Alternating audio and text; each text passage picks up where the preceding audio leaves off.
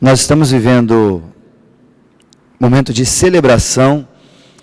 Nesse mês, o Brasil porque a Copa do Mundo é no Brasil, correto? Alguns estiveram aqui, inclusive eu já convido-os, o Jogo do Brasil, terça-feira tem de novo Brasil e México, é isso? Brasil e México. Nós vamos assistir aqui na igreja de novo, se você quiser participar conosco, assistir aqui. Nós nos reunimos uma hora antes aqui, né, para conversar, discutir um pouquinho, acertar a escalação, dar uma ligada para o Felipão, para ver quem que a gente gostaria que ele colocasse. Enfim, a gente faz o nosso diálogo com ele diretamente, eu tenho o telefone direto dele, se vocês precisarem, né? E a gente fica aqui se divertindo. Depois a gente assiste o jogo, é muito gostoso. Comemos uma pipoca, um refrigerante, é muito bom. Se você quiser vir, não é só para os jovens, adolescentes, para toda a família. Se você quiser, estiver por aqui, eu não vou ficar aqui em casa não, vou dar risada com outros amigos e irmãos. Venha dar risada com a gente, porque é muito legal você ver a cara de todo mundo assistindo o jogo. Alguns estão assim, outros estão assim, outros estão assim, outros estão assim. Outros estão olhando no celular, estão nem aí com o jogo. É assim, então venha se divertir com a gente. Mas eu compartilhei com a minha esposa e com alguns, que eu fiquei muito triste quando começou a Copa do Mundo, né, meu anjo? E ela olhando para mim, ouvindo eu falando sério, né, e eu raramente falo sério, e eu falando para ela, fiquei muito triste, porque daqui a 4 anos, eu vou estar com uma idade mais avançada, e vai ser muito difícil eu ser convocado.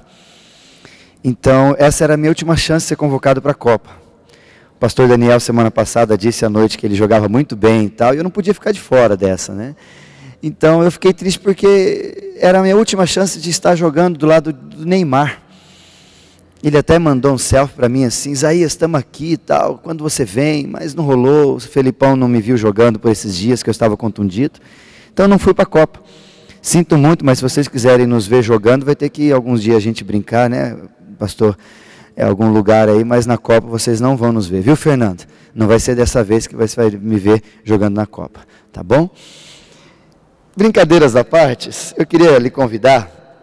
Ontem foi uma noite maravilhosa, nós ouvimos uma palavra para casais. Você que veio, creio que você aproveitou bastante, foi bem desafiado. E o texto ontem mencionado foi Gênesis capítulo 1. E eu queria lhe convidar para abrir a sua Bíblia no livro de Gênesis, mas nesta vez no capítulo 3. Gênesis capítulo 3. A Copa e eu, como nós estamos falando nesses dias, eu queria lhe colocar, antes de nós lermos o texto do capítulo 3, algumas considerações reais, não absurdas, como eu disse, sobre a Copa de eu ser convocado, mas algumas considerações reais a despeito da Copa, que faz um pouquinho a gente pensar como a gente se relaciona, ou o que eu tenho a ver com a Copa do Mundo. Eu queria que meu irmão me ajudasse ali, por favor, pode ir passando? Isso, pode colocar. A Adidas, ela é desde 1970 a patrocinadora oficial da Copa do Mundo da FIFA em bolas. Desde 1970, quem faz as bolas da Copa do Mundo é a FIFA. Eu tenho pouquíssimas eu tenho pouquíssimas bolas, e das poucas que tenho, nunca consegui comprar uma bola ou uma réplica da bola da Copa do Mundo. Quem se lembra ali, no México, a Telstar, em 1970, quem assistiu essa Copa do Mundo aqui? Tem alguns ali, isso. Nossa, irmã, Tânia, você assistiu essa Copa de 70? Ô, irmãzinha, como assim? Eu não assisti não, nem era nascido. Mas vamos lá, pode passar, meu querido. Diante dessas mudanças, pode passar, mais uma. Além dos aspectos da bola, eu coloquei algumas bolas aqui. O de 86 foi a bola do México, o nome dela era Azteca. Cada bola, além do seu modo, da sua configuração diferenciada, ela veio mudando, e de uns 15 a 20 anos para cá, a tecnologia fez com que a bola mudasse assim, absurdamente. E começou mais ou menos na época da Copa do México, que nós chamamos da bola Azteca, em 1986. Tânia, essa você assistiu, né? Você torceu? Essa foi uma a primeira, se não me engano, Copa que eu assisti. Essa é a Copa que Zico jogou, não foi? Zico errou 2 pênaltis contra a França, não foi? O Galinho errou no tempo normal, e depois nas cobranças de pênalti errou também. Estou certo? Conheço mais ou menos Copa do Mundo. Foi ali que eu fiquei triste com o Zico e depois tive que de novo me apaixonar por esse galinho do Flamengo, né? Mas infelizmente foi nessa Copa que nós perdemos, na minha opinião, uma das melhores seleções do Brasil. Depois temos mais uma, pode passar, querido. Aquela ali, deixa ali. Depois temos essa Copa 2006, que foi na Coreia e o Japão. Uma bola diferente também, Foreign Nova era o nome dessa bola. E depois nós temos a Copa, pode passar mais uma, de 2010, que foi a última Copa. Que nós temos a bola chamada, vocês lembram dela? Jabulani. Só essa bola a gente sabe o nome, né? As outras quase ninguém se recordava ou nem sabia que tinha nome de bola. E nós temos a nossa bola atual, vocês lembram o nome dela? Brazuca, coloca pra gente por favor. Isso, pode colocar, de 2014 é essa bola, Brazuca, por isso que é da Adidas, tem que ser só essa bola, várias bolas, e essa bola é oficial. E alguns anos atrás, segundo alguns pesquisadores, eu não me recordo de memória, mas a partir da terceira Copa daqui para trás, ou seja, 2010, 2090 e 2006, é isso? Eu para retroceder de conta, é uma benção. A bola começou a ser colocada ali e todo mundo entra daquele jeito, o juiz pega a bola e tal. Então aí nós começamos a olhar um pouco mais para a bola, que é um personagem muito importante no futebol. Alguns bons de bola, como o Thiago, dizem que ele gosta muito de jogar bola, o que atrapalha eles é a bola. Mas tirando a bola, ele joga muito bem. Então, para alguns, a bola é desconsiderada, mas para a Copa do Mundo ela é muito importante, inclusive o nome dela. E o que me chamou a atenção, não na Copa sendo do Brazuca, pode voltar um pouquinho isso, pode descer, não, antes lá em cima, querido, pulou algumas, isso, é que na Copa de 2010, quando a primeira fase aconteceu, primeiros jogos ali, muita gente falou que a culpa era da bola. Vocês lembram disso? Mudou a bola. Ela voa assim, e o Júlio César, numa das suas reportagens, de entrevista, ele disse, a bola ela vem, parece que ela faz curvas, porque dizem que com o efeito que a gente dá na bola, ela faz uma curva e volta.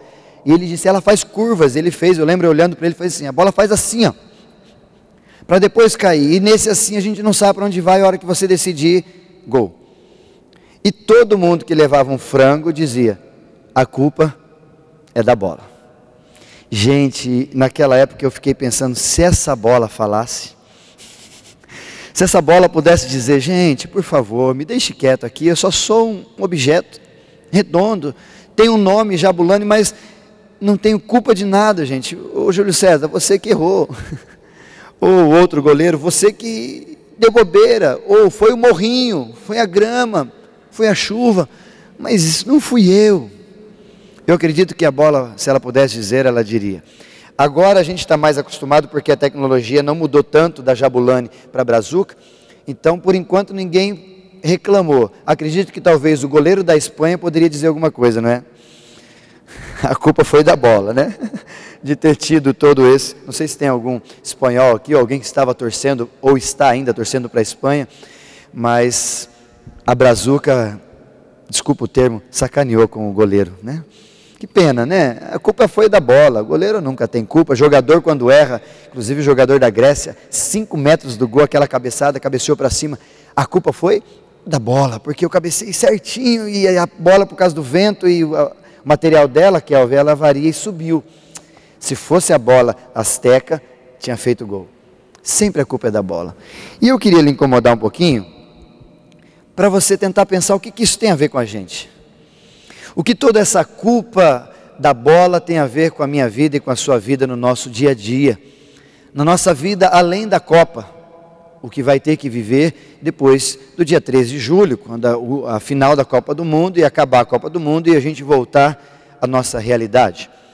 E espero que a gente volte não embriagado, não esquecendo daquilo que as coisas do dia a dia são fatos e claro. E a gente volte a lutar por aquilo que a gente acredita. Mas infelizmente, quando eu olho para esse texto, eu me recordo de que nós temos uma leve, para não dizer ligeira, facilidade em transferir culpa. Além dos jogadores, para transferir culpa para alguém, para o goleiro, ou para morrinho, ou no caso para as bolas, a gente também tem facilidade em transferir culpa, não temos? Nós temos uma vasta ou ligeira facilidade quando nós erramos em dizer que a culpa não foi nossa, a culpa foi de alguém. Eu me recordo, o pastor Cleiton da IPI de Botucatu, estava ele e a sua irmã na casa, ele conta isso para a gente com alguns anos, estava ele e a sua irmã apenas na casa e tinha uma xícara que ele gostava muito, que ele trouxe, ele sempre viajou para vários países, a esposa dele é holandesa, então ele sempre saía um pouquinho, e ele trouxe uma xícara de um país diferente, e era meio que aquela xícara que ele mais gostava, e ele gosta muito de tomar chá, café, e ele e a irmã dele na casa, e de repente aquela xícara, no outro dia, amanheceu quebrada, no mesmo lugar, quebrada, e aí ele chegou e perguntou para sua irmã, perguntou para ela, querida, por acaso a xícara caiu? Né? E o Cleiton estava dormindo no outro quarto, ela no outro, e ele não foi, natural, e ele perguntou para ela, a xícara caiu, ela está quebrada, está faltando um pedaço, eu vi alguns pedacinhos cacos no chão, mas ela está no mesmo lugar, ela é normal, você derrubou a xícara? Rapidamente, sem titubear, ela disse, eu? De jeito nenhum, não fui eu não fiz nada. Aí o Cleiton ouviu aquilo lá, voltou para o quarto, ele ficou pensando, peraí, só estavam eu e a minha irmã na minha casa. Se não fui eu, porque eu estava dormindo e eu gosto muito da xícara, se fosse eu tinha até me cobrado. Quem poderia ter sido? Aí ele pensou, ele até brincou com a gente no dia, ele falou, eu acho que foi um anjo que passou lá e bateu a asa e caiu, né? Porque se não fui eu, e a minha irmã está negando, e negando mesmo, só que não tendo ninguém ao lado para ela transferir a culpa dizendo, foi o Antoine, que é um dos filhos, ou foi o Johan Steiff, que é um dos filhos do Cleiton, não tinha ninguém, só os dois, a única forma que ela teve de se defender foi, não fui eu. Mas você acreditaria que não tinha sido ela? Só estavam os dois na casa, e o vento derrubou, esse foi o vento, eu acredito, pode ter sido, mas o vento também levou a xícara de novo para o mesmo lugar. Foi isso? Se não tivesse voltado a xícara para o mesmo lugar, ele brincando com a gente, eu até acreditaria que foi o vento, foi um anjo, qualquer coisa. Mas caiu, teve alguns caquinhos e depois a hora que caco no chão e a xícara depois meio remontada no mesmo lugar. E aí o Cleiton chegou à conclusão de que não foi ele. Mas não dá para se dizer quem foi. Porque a gente tem essa facilidade, a gente tem uma grande facilidade de expor, às vezes, as situações, mas não do jeito que elas acontecem, porque a gente tem medo, porque a gente não quer assumir as nossas falhas, porque a gente tem uma grande facilidade de dizer que a gente só agiu assim, porque alguém fez assim, de que eu só levei um frango porque mudaram a estrutura e a tecnologia da bola, por isso que esse gol aconteceu. E eu queria lhe incomodar um pouquinho, porque quando você olha para o texto, vamos ler o texto, Gênesis capítulo 3, nós temos aqui o que eu chamo da síndrome de Adão e Eva, que é a síndrome da transferência de culpa. Vamos ler o texto? Gênesis capítulo 3, quero ler alguns versículos para você entender. Mas a serpente, a partir do versículo 1, a mais sagaz que todos os animais selváticos que o Senhor Deus tinha feito, disse à mulher, é assim que Deus disse, não comereis de toda árvore do jardim? Respondeu-lhe então a mulher, do fruto das árvores do jardim podemos comer, mas do fruto da árvore que está no meio do jardim, disse Deus, dele não comereis, nem tocareis nele, para que não morrais. Então a serpente disse à mulher, é certo que não morrereis, porque Deus sabe que no dia em que dele comerdes, se vos abrirão os olhos, e como Deus, serei conhecedores do bem e do mal. E vendo a mulher que a árvore era boa para se comer, agradável aos olhos e desejável para dar entendimento, tomou-lhe do fruto e comeu. E também deu ao seu marido, e ele também comeu. Abriram-se então os olhos e ambos, percebendo que estavam nus, coseram folhas de figueira e fizeram cintas para si. E quando ouviram a voz do Senhor, que andava no jardim pela viração do dia, esconderam-se da presença do Senhor, o homem e a sua mulher, por entre as árvores que estavam no jardim. E então o Senhor lhe chamou, dizendo ao homem: onde estás? E ele respondeu: ouvi a tua voz no jardim, e porque eu estava nu, tive medo e me escondi.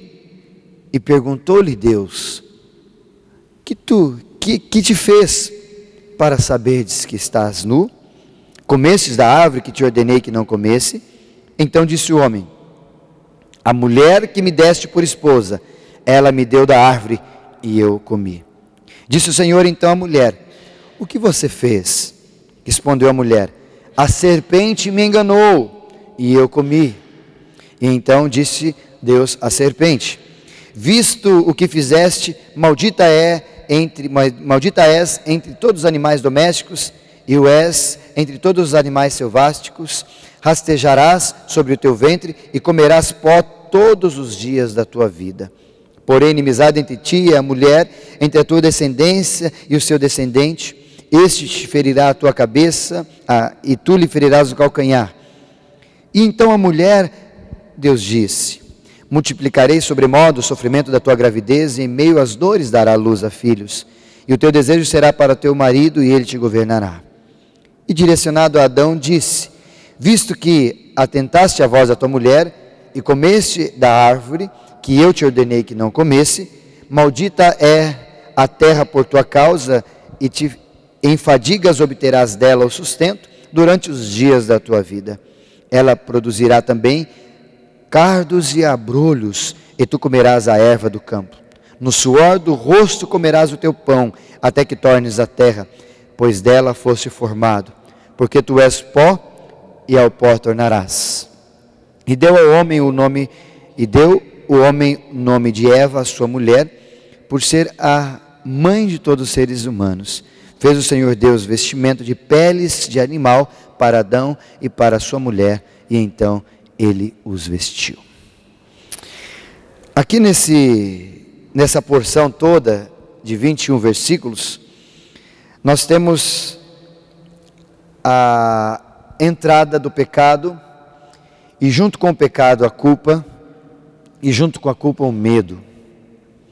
Nós temos essas três características extremamente inerentes ao ser humano, onde eu e você somos pecador, eu e você somos culpados, e como relacionamos com a culpa, difere de um para o outro, mas somos, e temos isso dentro de nós, e também um medo. Foi o que aconteceu com Adão e com Eva, quando eles comeram da árvore e ficaram com medo, se esconderam atrás das árvores, porque Deus, na viração, no finalzinho da tarde, vinha conversar com eles, e quando Deus os chamou, perguntou primeiro para Adão: onde está? E Adão respondeu: estou com medo, estive com medo, ou Senhor, eu estou com vergonha, e me escondi.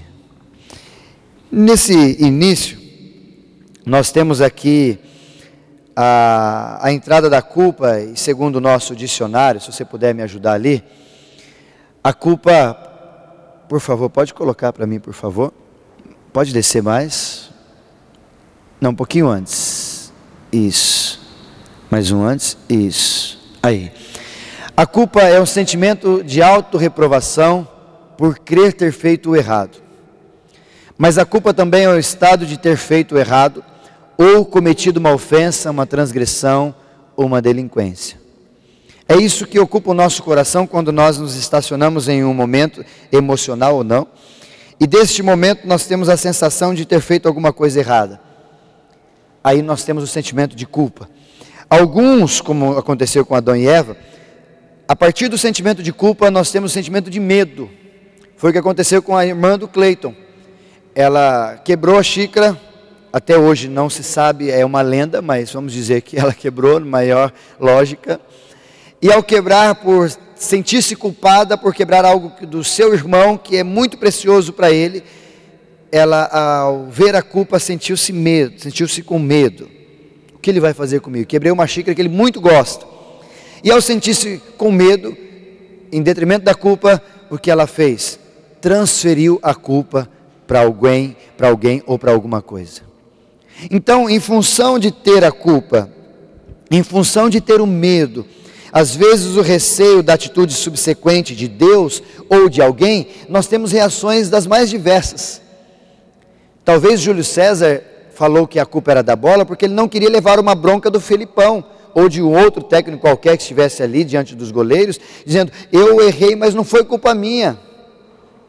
Porque nós sentimos, talvez, na autodefesa de por que eu tenho que levar essa culpa, a despeito do medo, a despeito de ter errado, porque a impressão é que, quando o pecado entrou a partir de Adão e Eva, imediatamente mudou o nosso conceito de muitas coisas.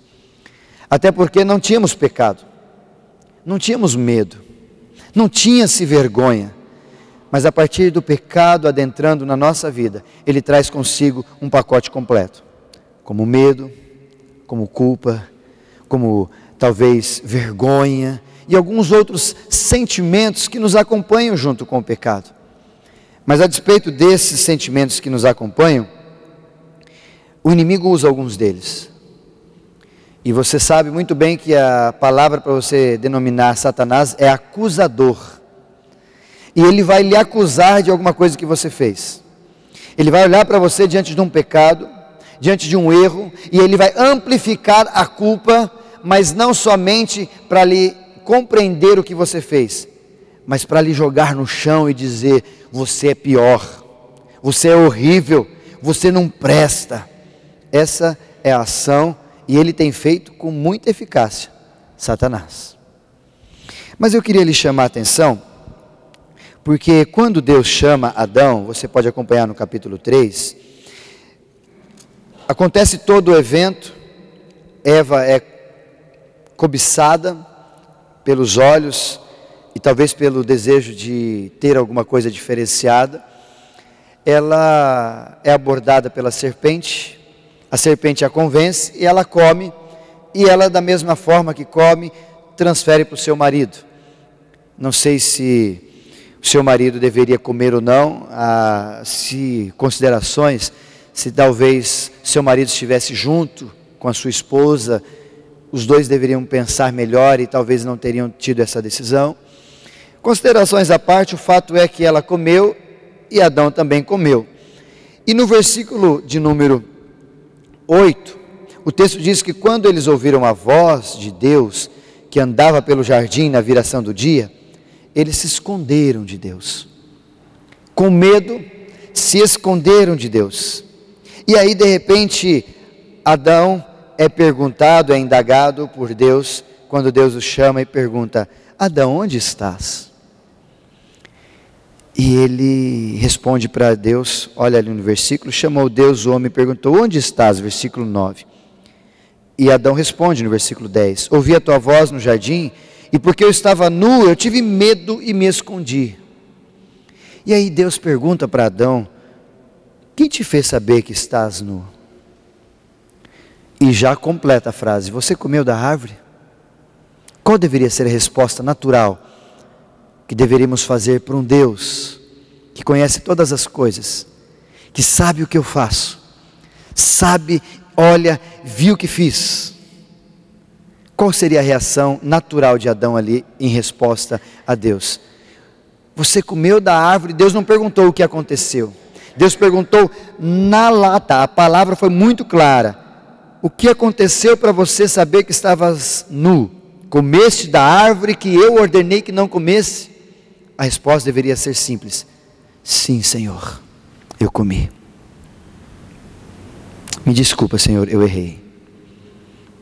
Senhor, foi mais forte do que eu, mas eu comi. É isso que Adão responde? Olha onde começa a síndrome da transferência de culpa, síndrome de Adão e Eva. Vamos para o texto? Então perguntou, e no versículo 12, então respondeu Adão. Qual que foi a resposta de Adão? A mulher que me deste. O que ela fez? Ela me deu da árvore e eu comi. Talvez a resposta poderia ser um pouquinho diferente também, dizendo para Adão, para Deus, a resposta de Adão: Senhor, a minha esposa me deu. Mas nem isso ele tem o luxo de dizer. Ele diz: a mulher que tenho. Também não. Ele diz: a mulher que tu me deste.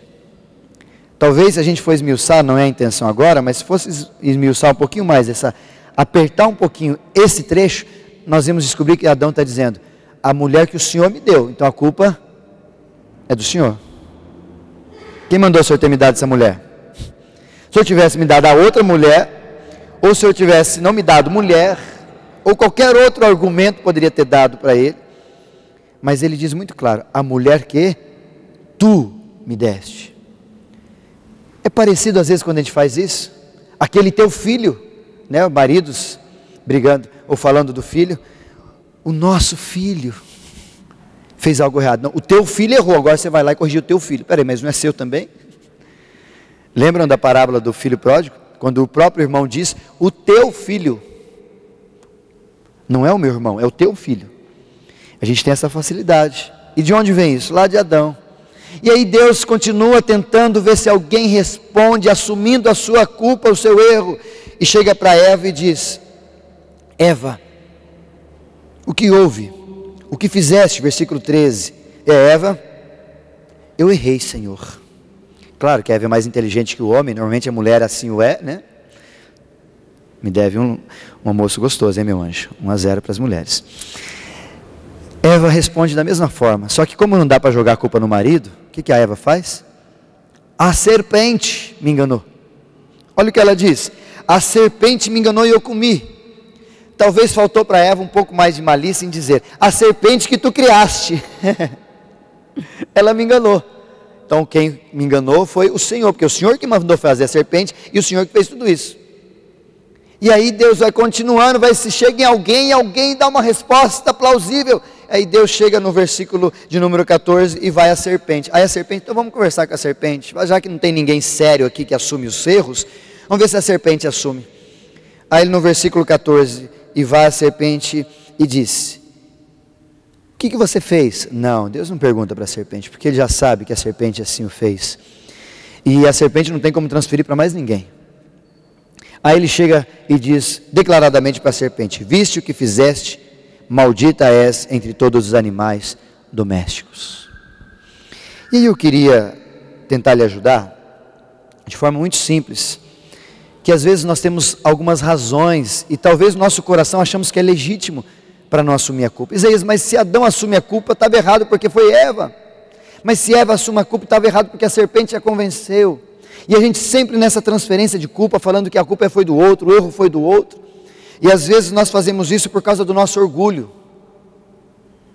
Não assumimos culpa por causa do nosso orgulho. E esse orgulho nos impede de assumir as falhas, porque é contrário ao intento de aceitação e reconhecimento que nós temos de nós mesmos. Eu não posso, porque eu vou me mostrar frágil. Orgulho. Ou às vezes nós não assumimos porque a gente se sente interiormente machucado. Já está machucado e vai, consequentemente, não vou assumir porque eu já estou machucado, então Deus releva. Ou talvez uma autodefesa diante de um tribunal que nós sabemos que vamos encontrar. Alguém vai saber, alguém vai nos julgar. Então, para autodefesa, eu vou compartilhar essa culpa com alguém, então a culpa não é minha. É isso que está acontecendo com o governo. É isso que está acontecendo com os protestos. A culpa é sempre de alguém. Até hoje nunca se acha um culpado pelo Brasil estar do jeito que está. Dizem que é o governo, mas não é governo. Dizem que é a população no voto, mas não é a população. Dizem que são os corruptos, mas só tem corruptos. Daqui a pouco vão dizer que é Deus. Vocês já não estão dizendo por aí que a culpa é de Deus. Do Brasil estar do jeito que está.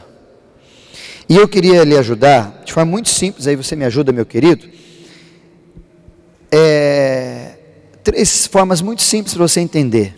Por que eu não posso transferir culpa para ninguém?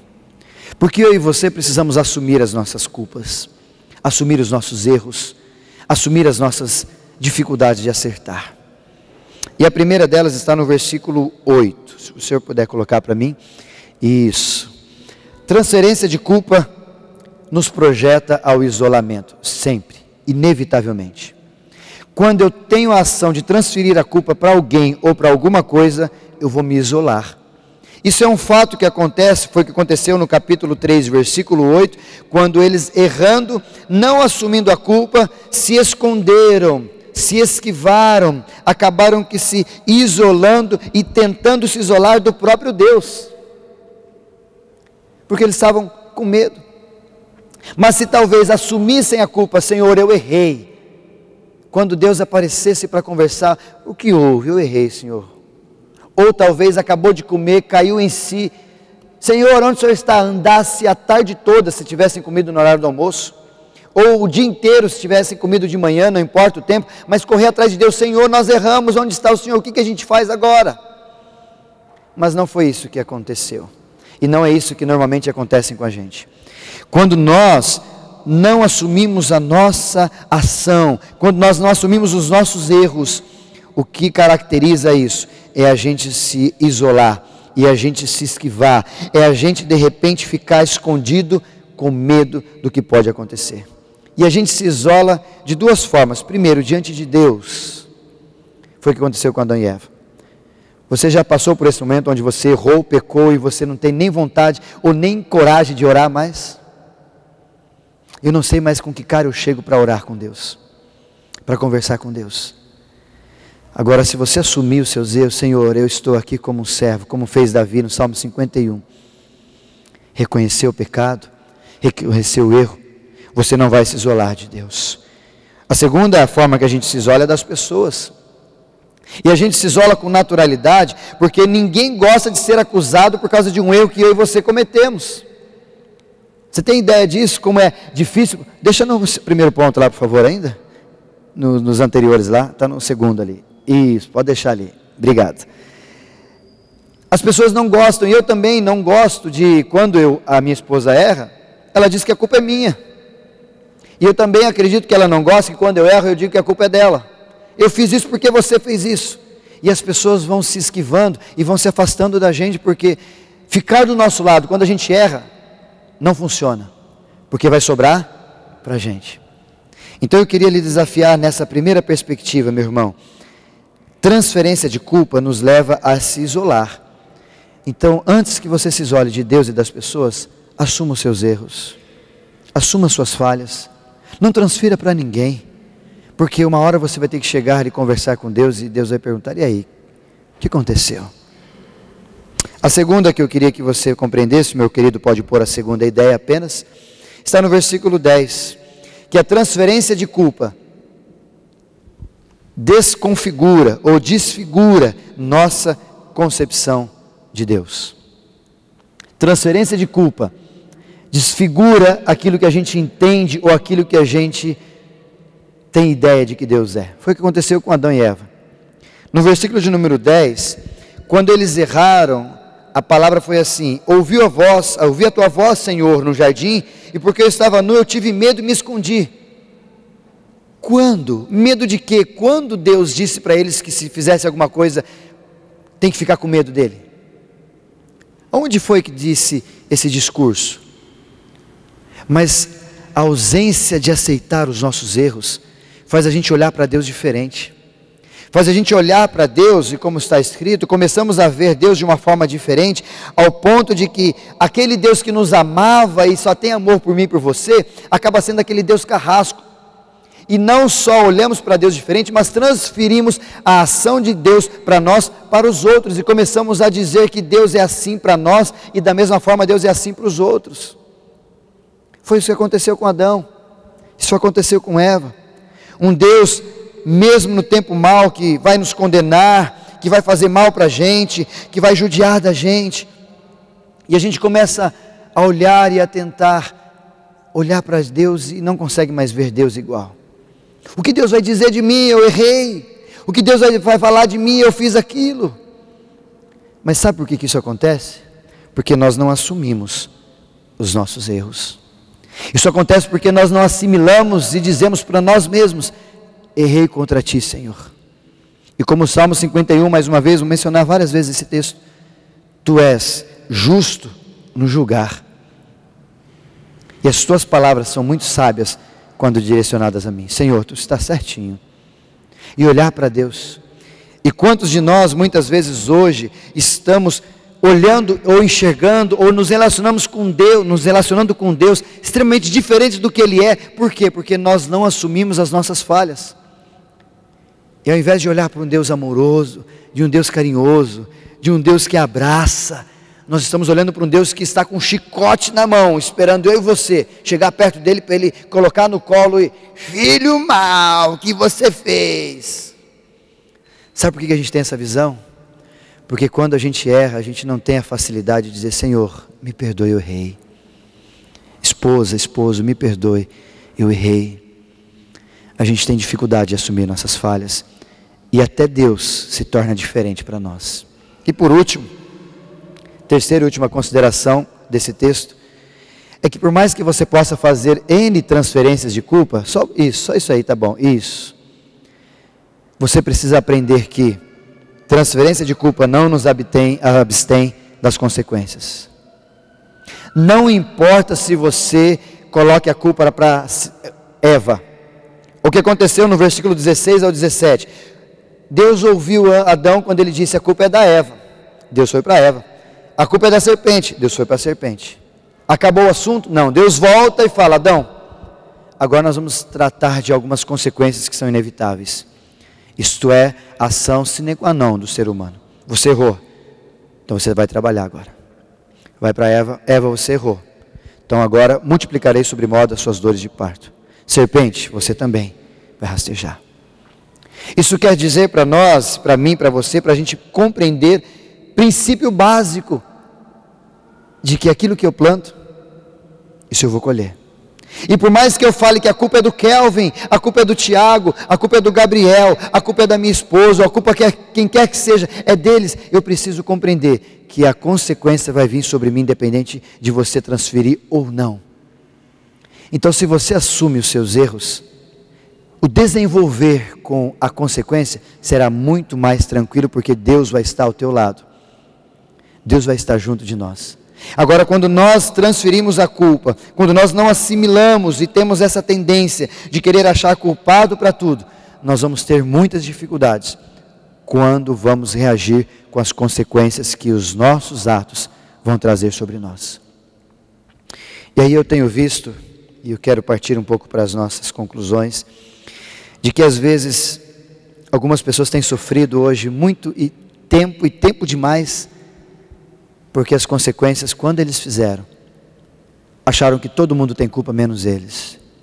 E hoje, quando caiu a ficha, a consequência chegou, eles não souberam ou não estão sabendo lidar com as consequências, porque lá no início, falaram que o que aconteceu não foi culpa deles. Eu só errei porque você fez isso. Eu só te fiz isso porque você fez isso. E eu queria chamar a atenção com uma frase que eu gosto demais, diz assim: o problema não é o que fazem com a gente, mas é o que eu faço com o que fazem com a gente. Então alguém pode fazer o que for com você, você pode se transferir disso, você pode se esquivar desses atos. Agora, você cair nessas ciladas e dizer que foi culpa deles, não é opção. Você não pode cair nessa síndrome de Adão e Eva. Portanto, eu queria lhe desafiar: problemas não resolvidos é uma semente para novos. Pode descer tudo, meu querido. Gálatas 6:7, o texto que eu mencionei, de Deus não se zomba, pode descer. Formular desculpas ou achar excelentes desculpas ou desculpados pode até explicar o fracasso nosso, mas nunca vai resolver o problema. Problemas não resolvidos é uma semente para novos e maiores problemas, e legalidade para Satanás usar disso para lhe acusar. Um conflito não confrontado gera uma crise, e uma crise não resolvida pode trazer separações emocionais, físicas e espirituais. Portanto, concluindo, meu querido, eu queria que você guardasse isso. Pode soltar mais uma? Isso, deixa assim. Os conflitos são permitidos por Deus para nos dar crescimento emocional e tratar o nosso caráter. Por isso a gente precisa assumir. Os problemas existem para serem resolvidos. O problema existe para ser resolvido. Não importa quem fez, temos que resolvê-los. E atrás de cada problema resolvido, há uma bênção esperando a mim e a você. Mas para assimilarmos, tomarmos posse dessa bênção, a gente precisa simplesmente entender que eu e você erramos. Mas que mais do que errar, nós temos um advogado. Nós temos alguém que está com a gente. Nós temos alguém que nos perdoa. Mas só há perdão quando há arrependimento. E o arrependimento, ele vem como consequência da minha e da sua postura de Senhor, ou esposo, ou esposa, eu errei. Eu fiz o que era mal diante do Senhor.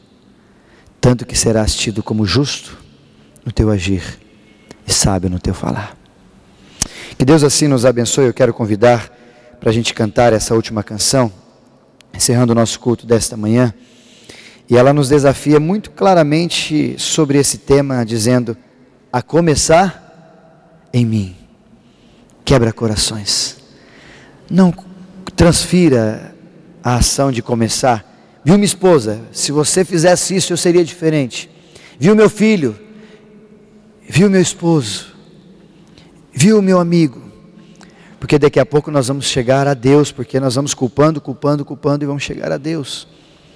Uma vez uma pessoa estava comigo, o pastor Daniel, e ela caiu, escorregou e ela culpou assim. E a gente tem nessa hora umas palavras que eu discordo, mas palavras torpes, né? Ai, que droga, não foi isso que ela falou, mas tudo bem. Que droga de sapato. Aí eu olhei, escorregou por causa do sapato, falei, aí eu perguntei, a culpa é do sapato? Ele falou, não é do sapato, porque sapato é chique e é caro. É essa chuva. Não sei para que cair agora. Aí eu falei para ela, então, mas a chuva não recebe culpa, eu acho que tinha que culpar mais alguém além da chuva. Aí ela, é verdade, quem mandou essa chuva? Aí eu falei, foi Deus, acho que tinha que culpar ele. Aí ele olhou, esse sapato é ruim mesmo, né? Porque a gente sempre quer jogar para alguém, mas quando chega em Deus, a gente fala, e se eu falar que a culpa é dele, a gente sabe que não é. Então vamos olhar para nós e vamos cantar. Você pode se colocar em pé e dizer, Senhor, me desculpe por ter errado. Começa em mim. Muda o meu jeito. Muda o meu estilo de relacionar-se com meus erros. Quebra corações.